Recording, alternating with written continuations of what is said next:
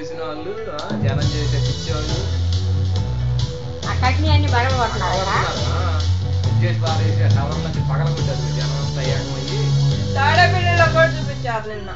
ఎవరు వీళ్ళు? ఉగ్రవాదుల, ఉన్మాదుల? జనమే అక్కడ స్థానికులే. ఆ పని చేయాలి. ఊళ్ళో జనం ఒక్కరు పడితే మొత్తం వచ్చింది. చచ్చిపోయింది.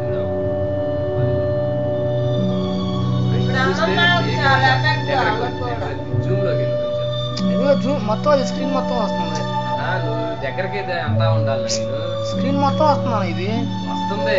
ఫోటో వచ్చినప్పుడు ఇంకొంచెం దగ్గరికి వెళ్ళాలి స్వామి. చెయ్యి దగ్గరకన్నా. ఫోటో కాదు ఇది, ఫోటో కాదు ఇది. ఏ ఫోటో అలా ఎందుకు అట్లా మొత్తం స్క్రీన్ మొత్తం వస్తుంది. ఎంతమంది ప్రాణాలు. ఎందుకు సెల్ టవర్ ను ధ్వంసం చేస్తున్నారు? సెల్ ఫోన్ టవర్స్ వల్ల వచ్చే లో ఎనర్జీ రేడియేషన్స్ వలన ఈ క్యాన్సర్ వచ్చిందని చెప్పడం అనేది ఇప్పుడు చాలా తక్కువ టైం ఉంది. అంటే ఇప్పుడు ఇప్పుడే చెప్పలేము మనం. కాబట్టి ఇప్పుడు ఈ పర్టికులర్ పేషెంట్ ఈ రేడియేషన్ వల్ల చనిపోయిందనే చెప్పడం చాలా కష్టం. కాకపోతే దాని మీద చాలా రీసెర్చ్ జరుగుతూ ఉంది. దీంట్లో ఏంటంటే చిన్నపిల్లల మీద ఈ వేరే ప్రభావం ఎక్కువ పడే అవకాశం ఉంటుంది. అది కూడా ఏంటంటే ఎక్కువ సంవత్సరాలు వాళ్ళు కంటిన్యూస్గా రేడియేషన్స్కి, లో రేడియేషన్స్కి ఎక్స్పోజ్ అయితే మీరు చెప్పేటువంటి బ్లడ్ క్యాన్సర్స్ కానీ, లికేమియా కానీ వచ్చే ప్రభావం ఉంది. కానీ ఇది కూడా ఇప్పటివరకు మనం ఈ సెల్ ఫోన్ రేడియేషన్స్ వల్ల వచ్చేటువంటి అవకాశం ఉంది అని ఇంతవరకు నిర్ధారణ జరగలేదు. ఇంకా జరుగుతూ ఉన్నాయి. ప్రాబబ్లీ మనకి కొన్ని సంవత్సరాల్లో మనకి దీని రిజల్ట్ కూడా రావచ్చు. కానీ ఇప్పటివరకు అయితే మనం చెప్పడం కష్టం. రోగాలు అకస్మాత్తుగా విరుచుకుపడితే జనాలకు సెల్ టవర్ల మీద డౌట్స్ వస్తున్నాయి. హై రేడియేషన్ జరుగుతోందని ఆందోళనకు గురవుతున్నారు. అంతటితో ఆగక సెల్ టవర్ల విధ్వంసాలకు దిగుతున్నారు. విజయవాడలో జనాగ్రహం క్లైమాక్స్ కు చేరింది. నిరసనగా ఏకంగా క్యాంపెయిన్ నడిచింది. దాదాపు ఒక 10-15 సెల్ ఫోన్స్ టవర్స్ పెట్టడం జరిగింది. ఈ ఇష్యూ కింద నానా ఇబ్బందులైనటువంటి రోగాలకు గురవుతూ అదే రోగంలో ఇదే సెల్ ఫోన్ టవర్స్ వల్ల రేణుక అనే 34 సంవత్సరాల టీచర్ ఉద్యోగస్థి క్లియర్గా డాక్టర్ మెన్షన్ చేసి ఇచ్చిన సర్టిఫికేట్ ఉంది. ఈ సెల్ ఫోన్ రేడియేషన్ వల్ల ఆమెకు అయిన ఎఫెక్ట్ బ్లడ్ ఇదైపోయి ఆమె చనిపోవడం జరిగింది. అలాగే క్యాన్సర్ ఎఫెక్ట్ అయ్యి నానా రోగాలకు ఇబ్బంది పడుతుంది ఇక్కడ జనంకు. హౌస్ ఓనర్స్ ఇంటిపైన టవర్స్ పెట్టడం వల్ల ఏదైతే ఈ టవర్స్ రేడియేషన్ వల్ల ఆ బ్లడ్ ఏదైతే బ్లడ్ ఉందో ఆ బ్లడ్ సెల్స్ కి ఎఫెక్ట్ అయ్యి అది లుకేమియా కింద బ్లడ్ క్యాన్సర్ కింద ఎఫెక్ట్ అయ్యి ఇక్కడ ఎంతో మంది జనాభా గతంలో కూడా ఒక చిన్న పాప కూడా ఇప్పుడు రీసెంట్ ఈ రోజు మరి అదే క్యాన్సర్ విధంగా డాక్టర్స్ అడ్వైజ్ చేస్తున్నారు. ఈ సెల్ పెట్టడం వల్ల ఈ సెల్ టవర్ వల్ల రేడియేషన్ జరుగుతుందని చెప్పేసి నీకు కూడా ఎఫెక్ట్. డాబా పైన ఉండకూడదు అసలు. ఎక్కువ నువ్వు కింద ఉండాలి వీలంత మట్టికి. అసలు దాని ఎదురు ఉంటే ఇంకా ఎఫెక్ట్ అంట. ఆ ఇంటి కిందకున్న ఎఫెక్ట్ ఏం కాదంట.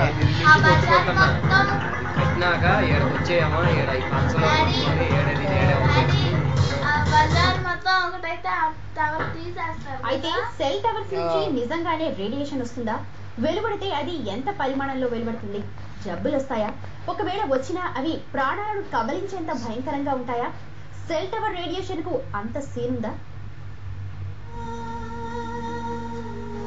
సెల్ టవర్ల నుంచి high power radio frequency waves వెలువడతాయని ఓ వాదన. ఇది కూడా ఒక రకమైన పొల్యూషనేనని అంటారు. అయితే ఇది వాయు కాలుష్యంలో ముక్కును తాకదు, ధ్వని కాలుష్యంలో చెవిని సోకదు, వినిపించదు, కనిపించదు, సడి చేయకుండా ఒంట్లోకి చొరబడుతుందని, ఒంటిని కుళ్ళబొడిచి డొల్ల చేస్తుందని వ్యతిరేకులు ఓ ఆర్గ్యుమెంట్ ను ముందుకు తెస్తున్నారు. ఈ రేడియేషన్ సైలెంట్ కిల్లర్లా నెమ్మదిగా మనిషి ప్రాణాలు తీస్తుందని వారి వాదన. కొంతకాలం పాటు ఈ రేడియేషన్ కు గురైతే క్యాన్సర్ కబళిస్తుందని, పిండ దశలో ఉన్న గర్భాన్ని చిరిమి వేస్తుందని చెబుతున్నారు. అంతేకాదు తరచూ తలనొప్పి, నిద్రలేమి, మానసిక ఒత్తిడి, ఒంట్లో నిస్సత్వ వంటి లక్షణాలు కనిపిస్తాయి. బ్లడ్ ప్రెషర్ లెవెల్స్ మారిపోతాయని వారి ఆందోళన. సంతాన సాఫల్యత మీద ప్రభావం చూపవచ్చని, బ్రెయిన్ ట్యూమర్స్ ఏర్పడతాయని, వినికిడి సమస్యలు బాధిస్తాయని, గుండె జబ్బులు, న్యూరలాజికల్ డిసీజెస్ వచ్చే ప్రమాదం లేకపోలేదని చెబుతారు.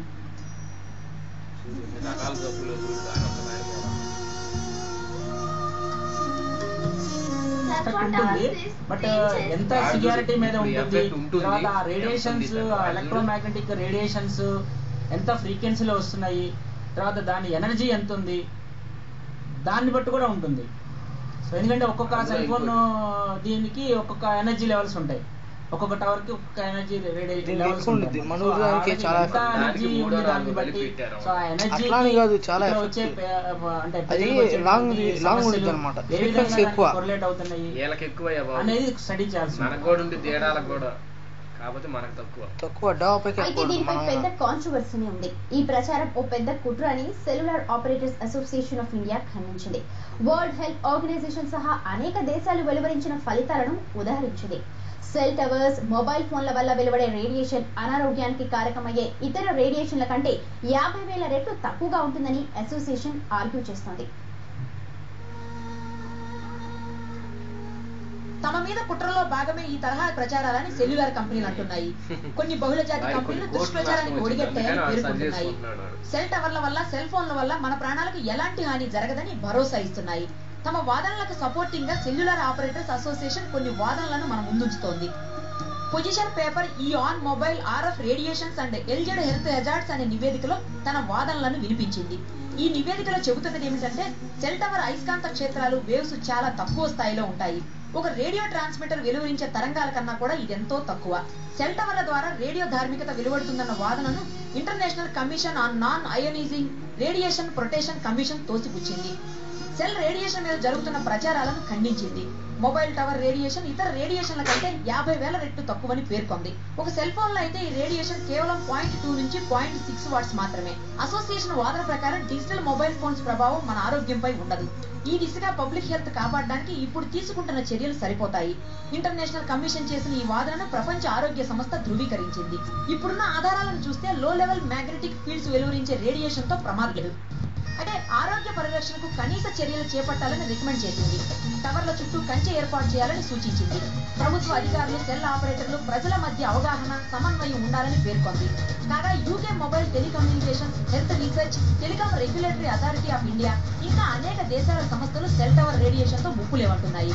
ఇప్పటి వరకు సెల్ రేడియేషన్ అనారోగ్యాలకు ఆధారాలు లేవు. యూరోపియన్ కమిషన్ ఎక్స్పర్ట్స్ గ్రూప్ కూడా ఇదే పేర్కొంది.